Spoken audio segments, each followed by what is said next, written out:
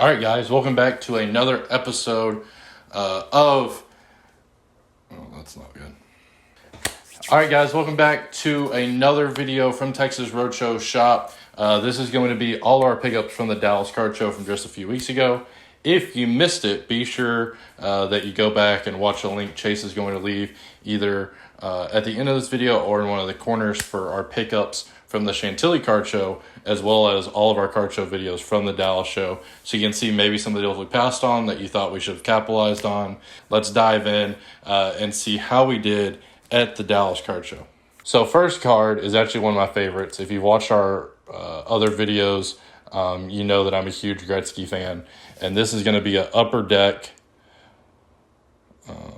Ultimate Icons patch auto, and it's going to be numbered, I don't know if the camera picked it up, but it's actually numbered 1 of 5. But to get this card for that price, I think it's going to be a steal in the long-term trajectory of the hobby. Next card is a card we didn't really expect to get. We always have these in videos, but it's a 2020 Pokemon Darkness Ablaze Charizard VMAX PSA 10. We just happened to get a really good deal on this card and a lot that we got. The pop report's going to be high on this card. I still think we got a pretty good deal on it in the lot. And anytime you can pick something up along those lines, if it makes sense financially, maybe you flip it, take some off the deal, and it makes that lot even better that you picked up. I'm definitely a fan of doing that. So first, baseball card, 2019 Heritage Mini Tatis PSA 10. I think we got this from our buddy Landon. I think a lot of these upcoming are going to be from him. But he gave us a really good deal on this. You don't see a lot of minis out there. You see a lot of the base cards and stuff like that. But I think if you look at the pop report, the minis would be much, much lower and probably a better buy in general. Next up, not a huge fan of this guy, but the price just made sense. And he just did a lot for the Dodgers in the playoffs, had a really good playoff run with him. But it's a 2017 Chrome Update Refractor 9.5. I think it's numbered to 250. Yeah, I don't know if you'll be able to pick this up on camera, but it's numbered 120 out of 250. Numbered top stuff, especially refractors, I think are probably going to have some decent long-term value. Again, that was another card that didn't really seek it, wasn't really going to the show specifically for that card, but got it in a lot of stuff, and the price just made sense for it. Now, here's a guy that a lot of people in the industry are actually staying away from currently. And I am actively buying. I think I would agree with the people that are going to say a lot of times he has caused issues or maybe at the very least been the center of issues in some clubhouses. But I think at the root of everything, when you get down to it and you look at his numbers, I think he has a very good case if he stays on the same projection to be in the Hall of Fame. And I don't say that lightly. I don't think this is going to be a hot topic, but, me and Chase were discussing Buster Posey. I discussed that with some of the guys from the California Roadshow Shop. Be sure you follow them on Instagram, too, by the way, if you're not.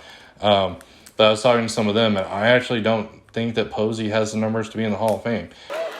Man, first of all, you're stupid. Next card, definitely my favorite pickup of the show. Been wanting one of these for a while. A 1954 Topps Hank Aaron PSA 4.5. And I was debating what grade I was going to get. The dealer there had multiple grades. I think he had everything from a 2 to a 7.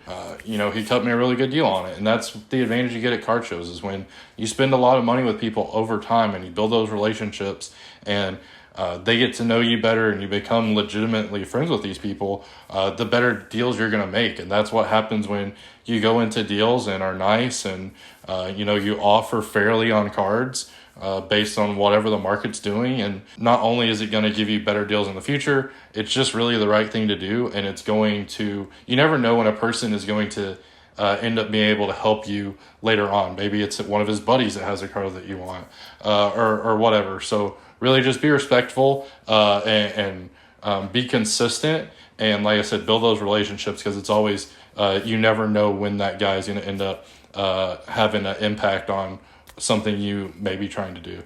So next up is a 2001 SP Authentic Albert Pujols Calligraphy PSA 10.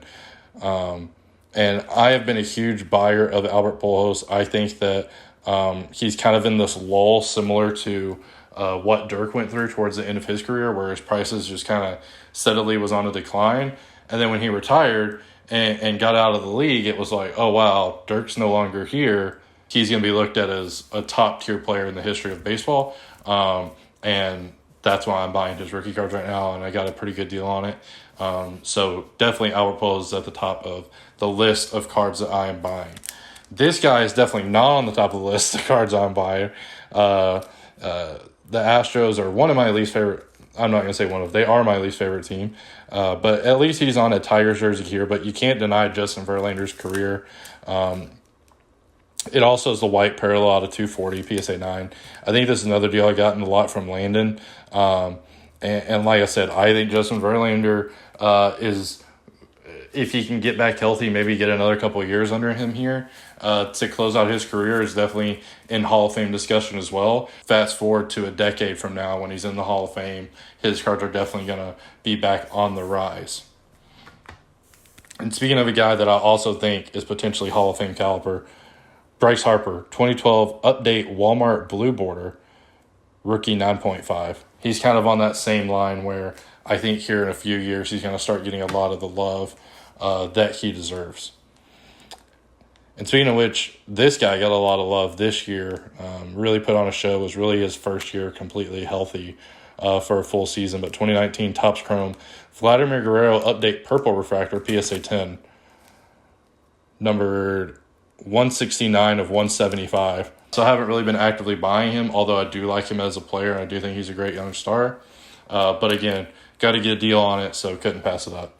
And this was my favorite pickup of the show until I got the Aaron, and this easily would have been my number one pickup had I not got the Aaron.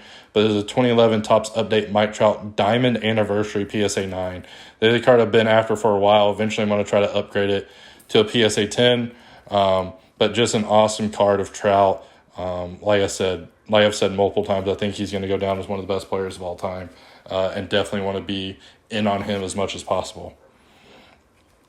This is a little bit of a homer buy, but I do think he's going to be really good, have a really awesome career. 2016 select tie-dye Dak Prescott rookie, numbered 14 of 25.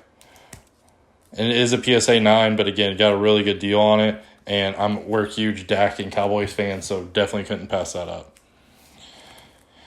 Now, this has been was one of my questionable buys, but then he actually had a good week last week. What? Bro, what are you talking about, man? Baker Mayfield, flawless, 10 out of 25, PSA 10 with a 10 auto. Y'all know I'm a huge fan of flawless long term.